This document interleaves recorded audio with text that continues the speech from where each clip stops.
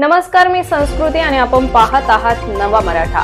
येत्या 1 फेब्रुवारी रोजी अर्थमंत्री निर्मला सीतारामन 2025 ते 26 साठीचा अर्थसंकल्प सादर करणार आहेत।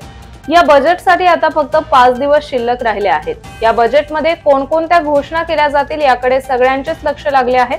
या बजेटचा फक्त उत्पादनांच्या किमतीवरच परिणाम होत नाही, तर सर्व्हिस इंडस्ट्रीच्या किमतीवरही त्याचा परिणाम होत असतो। सादर केल्या जाणाऱ्या अर्थसंकल्पातून निर्मला सीतारामन महागाई, रोजगार आणि आर्थिक विकास यांसारख्या मुद्द्यांवर काय निर्णय घेतील याची सर्वांनाच उत्सुकता लागली आहे। मागील वर्षीच्या बजेटमध्ये सार्वजनिक पायाभूत सुविधा आणि शाश्वत विकासावर यांवर भर देण्यात आला होता, परंतु यावेळी केंद्र सरकारने रेल्वे, विमान वाहतूक, health care, hospitality, data centre आणि उत्पादन क्षेत्रासाठी मोठ्या घोषणा करू शकते।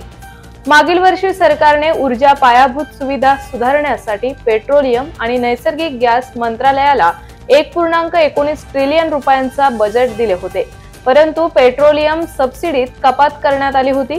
मात्र यावर्षी confederation of Indian industry CII ने सरकारकडे इंधनावरील उत्पाद शुल्क कमी करण्याची मागणी केली आहे। ही मागणी मान्य झाली तर पेट्रोल डिझेलच्या किमती कमी होऊ शकतात। यामुळे ट्रान्सपोर्ट आणि लॉजिस्टिक्सची किंमत कमी होतील आणि त्यामुळे उत्पादनांच्या किमतींमध्ये घट होण्याची शक्यता वर्तवली जाते। या अर्थसंकल्पामुळे फार्मास्युटिकल क्षेत्रात बदल होण्याची अपेक्षा आहे। बायोकॉन सारख्या नामांकित कंपन्यांनी सरकारकडे कर्करोग आणि दुर्मिळ आजारांवरील औषधांवर कर माफीची विनंती केली आहे। जर हे असे झाले तर गंभीर आजारांवरील उपचार स्वस्त होऊ शकतात। गेल्या वर्षी इलेक्ट्रॉनिक्स उत्पादनासाठी सुमारे 15,500 कोटी रुपयांचा बजेट देण्यात आला होता। त्यामध्ये सेमीकंडक्टर्स आणि मोबाईल निर्मितीवर भर देण्यात आला होता। केंद्र सरकार या क्षेत्रात आत्मनिर्भरतेला चालना देण्यासाठी अजून पावले उचलू शकते। याचा परिणाम म्हणून स्मार्टफोन आणि इलेक्ट्रॉनिक वस्तूंच्या किमती कमी होऊ शकतात।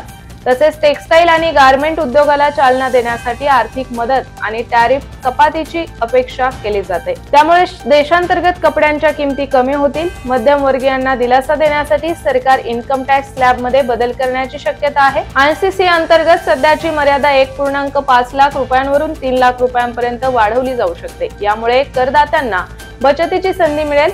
अर्थसंकल्पामध्ये पायाभूत सुविधांमध्ये रेल्वे क्षेत्राला विशेष महत्त्व दिले जाऊ शकते।